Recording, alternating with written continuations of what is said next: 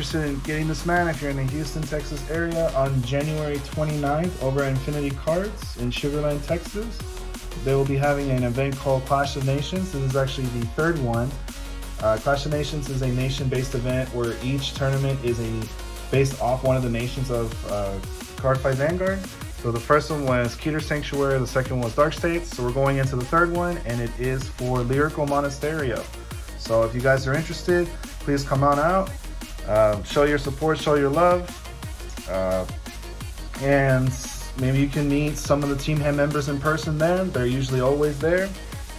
I know for sure I will be there, Taicho. And our editors, Kalvin, hopefully will be there as well. The Paradox Twins, Salt, Pepper, everyone on the team, everyone. So please make it out if you can. All right, guys, take care. This is only the beginning. Hey everyone, this is Taicho from Team Haam, and I'm here to bring you another deck profile, this time for the OverDress format for the Nation of Stoicheia. One of my favorite decks coming out of set 3, this is Flagburg and Friends. Basically the Aquaforce aesthetic in the OverDress format. So this deck is a very aggressive deck, likes to get 5 attacks in once you hit your grade 3 if possible. It's very aggressive, multi-attacking. I've been playing this a lot myself, as you can see. I've been trying to SP out and bling out this deck. I just really like it. I fell in love with it, and I wanted to do a deck profile for everyone, you know, to get an idea of maybe how you want to build the deck, or just a grounds just to start off to build your own version. This is definitely one of the decks you might be seeing on the the Bushiroad Rumble online event that will be happening very soon. So if you haven't registered yet, please do so. I'm not sure if I'm going to be participating myself this time around, but definitely if you are going to be participating, you will most likely be seeing this deck among others for OverDress. So without further ado, let's get started. So this is the ride line right here. You have your 0, your 1, 2, and 3. Basically, the whole point of this ride line is just to get an extra attacker out of the soul to the rearguard circle. For example, with him, if he's ridden over by the grade 2, you can pop him out of the soul to rearguard circle, and he is always a 10k base and has the ability to intercept from the front row as long as your vanguard is this guy or Flagburg himself. His ability, when he is ridden upon, if you reveal a Flagburg or the Inroad Shooter in your hand, you can pop him out of the soul, so he can be an extra attacker. And then he's also one of your main multi-attackers in the deck. But we'll get to that once we get to the ones in the actual deck itself. And then Mr. Flagburg himself, this is going to be your starting ride line for the deck. And then without further ado, we'll go into the 3s.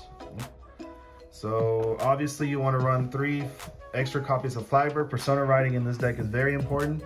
You need to be able to persona ride to get that extra 10k to the front row. If you have any experience playing Magnolia, you know how important it is to do that persona ride, not only for the skill, but just for that power, so you can be able to hit over those defensives if your opponent gets one. For this deck specifically, the way how it works, you want to get that persona ride so you can get that 10k to the front, so your rear guards can poke at your opponent's rear guards, and then when they restand, they can start poking at the vanguard as well. Flagburg's ability himself, in case you're not aware, is when he attacks a vanguard, you counterblast 1, and then you perform all the actions below depending on the number of attacks that were performed this turn, including himself when he attacks. So if you do 3 more attacks, you draw a card. If you do 4 more attacks, now this was errata, it is on the Bushiroad official site. The English text says your opponent chooses 2 of their rearguards to retire. It's actually you choose 2 of their rearguards and retire. So that is the incorrect text. So do remember that when you're going into the Bushiroad online event and you run into Flagburg. Your opponent, they get to choose. Like when they swing Flagburg, they get to choose, not you. If you're the opponent of Flagburg. And then the 5th attack or more is until the end of the battle, he gets 10k extra power, and when you would block him from your hand, you would have to use 3 or more cards from your hand at the same time. So if you swing just by himself without boosting, without persona ride, if you get the 5th attack, he becomes 23. They have to drop 3, which means they have to drop 3 triggers, 3 normal units, a combination of cards, but that hurts. So a 23 normally can be blocked by 1 15k shield. Or in this case, since it's the Vanguard, you can drop maybe a 15 and then another 15. That's 2 cards to make it a 2 to pass, but he's forcing 3. So it makes your opponent have to drop extra hand when they don't normally have to. So I think he's a really good boss. He's very underrated. People who have played against it, when I play it, they feel that, well, it's kind of not the strongest, and so it should not be that hard to deal with. But when you start getting that drop 3 from hand, and you can consistently retire 2, it's devastating. It's really strong. So definitely do not sleep on this. This is a very good deck. And then we'll go to the grade 2s.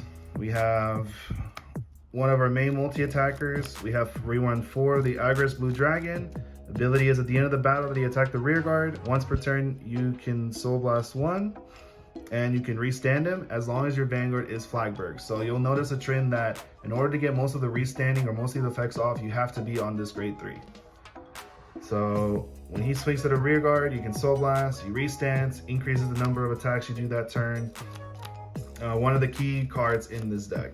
Along with the grade 2 I was talking about earlier, the Ascendant Assault. So his rearguard skill is once per turn when your other rearguard attacks the Vanguard. If your Vanguard is Flagburg, you can counterblast 1 and restand him. So he's the other restander that's able to increase the number of attacks you do this turn to try to get the 5 with Flagburg. And to round up the 2s, I run personally 2 Spurring Maiden Elenium. So some of my teammates, some of my friends locally have asked me like why I like to run this card in a deck that doesn't really get a lot of resources. And the main reason is I like to be aggressive myself. I like to push early damage if possible. So if I see her, she helps me able to set up a board and just try to push that extra damage into my opponent to try to get them to 3 damage. So when I start doing my Flagburg turns, it's just even stronger since they have to drop guard when they normally wouldn't have to. That's the main reason for her. Also, if I need to, and say I got a lot of damage and I just haven't been able to use it, I can call her, recall a restander to the rearguard circle so I can get that extra attack in there.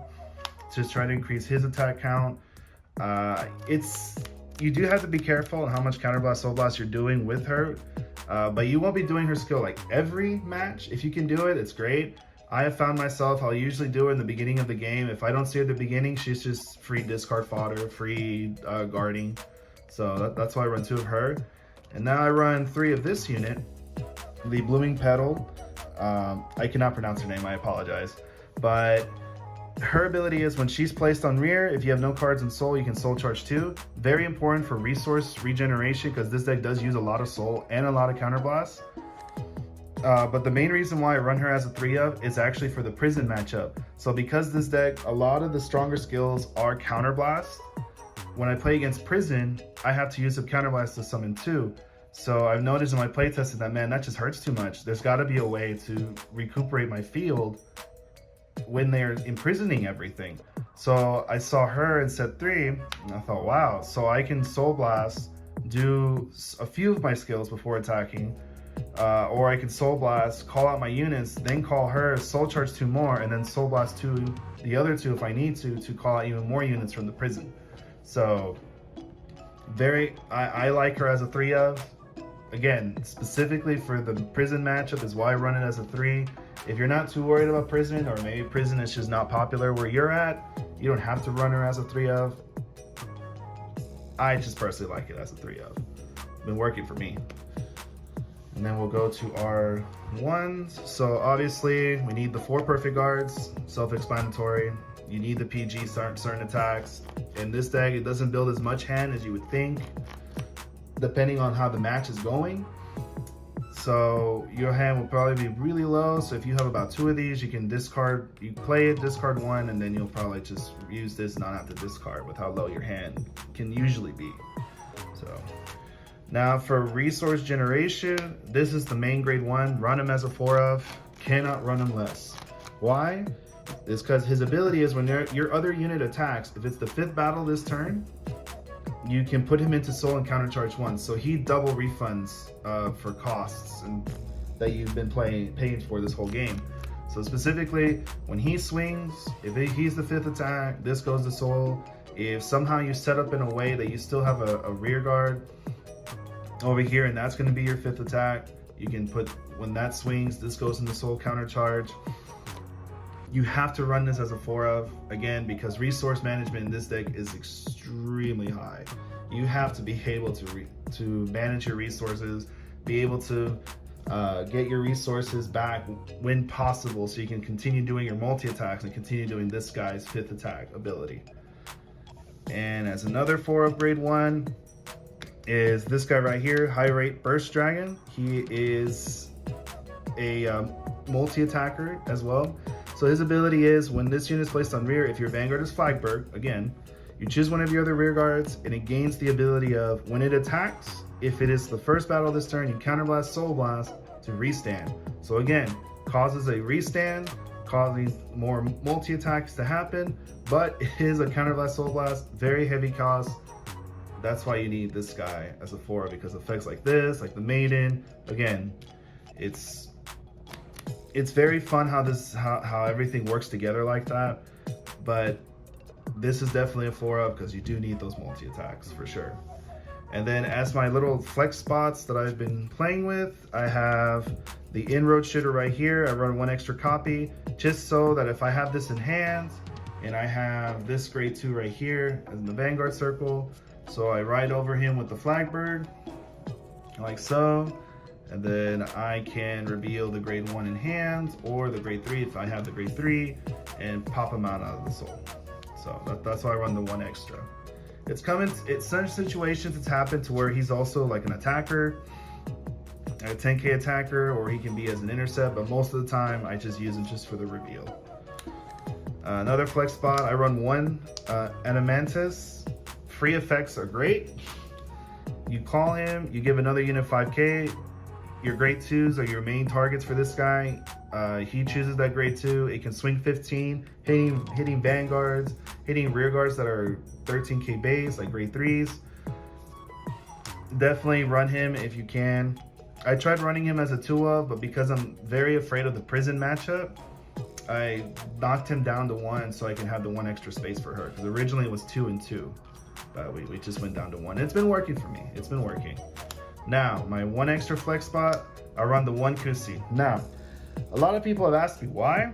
I run the Kusi so that way when I have Flagburg right here, he'll always be a booster to the Vanguard. He cannot be called anywhere else. I do not run the grade 1 that lets you move anywhere, so he is stuck here. Mainly in here to make Flagburg swing 28 by himself. Even if I don't get the full effect off and get the +10, the draw and everything, it's still 28. This is still a very big number your opponent has to drop guard for. If not 2 15k shield triggers, then at least a perfect guard. So that's why I run the 1 Kusi. If I see the Kusi early, I'll discard it for the ride line and then try to call it back later with the grade 2 Maiden if I possibly can to set that up. I've really liked it as a 1 of. I cannot see myself running more than 1 because no shield value right here. So it's been working a lot for me. I definitely recommend it if you have the space for just the 1. And then to round it all up, we have the triggers. So for this deck, I run a very heavy crit count. I run a total of 7. Now I've seen some deck lists online run 6 draws, 7 draws. I understand why. You're trying to draw those pieces. You're trying to draw all those extra multi-attackers, your extra resource generators, but you can draw all of that and that's nice, but if you can't close out the game that way, especially if your opponent's trying to damage deny you, which happens a lot when you play Flagburg. The opponent will most likely try to damage deny you. They'll just try to poke at your rears, so you're just trying to end the game as quickly as possible. Now, with that being said, I only run the 7 crits because I still run the 4 draw triggers. We still have to draw those pieces. I do definitely agree with that, but because drawing those extra pieces, running those like 6-7 draws, drawing those extra pieces is nice. You don't have shield value, and these doesn't close out games. These can close out games. These have 15k shield, so I prioritize that over the extra draws that I've seen other people play. And for the heat, we run the 4 heals as well. Well, they're heal triggers. You have to run them. Healing is great. As per the team mono, heals are anti-meta, so definitely run those heals. And then we run, for the over trigger, we run the Stoicheia one. So if you try to run the Cray Elemental one, it just makes it very awkward. You will rarely have a standing rear guard. Flagburg's mostly going to be your last attacker. So if you're going to drive check an over trigger, I'd rather get this so I can get the extra draw, the heal, the extra crit, and that's really it. Again, last attacker, you want to drive check this to get those effects off. If you try to run the other trigger, it just does not work out, I feel. And that's my Flagburg deck profile. Hopefully you guys enjoyed. If you like this type of content, please let us know. Like and subscribe our channel. We're trying to reach 100 subscribers, so every little bit helps, guys. And if you're trying to think of a deck to play for the Bushiroad Online event, I highly recommend Flagburg. Flagburg is a very high skill intensive deck. I feel it rewards good players for doing the right plays and be able to read the situations. Overall, it's a great deck, so definitely recommend it if you're trying to pick a deck. And with that being said, hopefully again you guys enjoy, and we will see y'all soon. Take care and Happy New Year, everyone. All right guys, y'all take care. Thank you again for watching.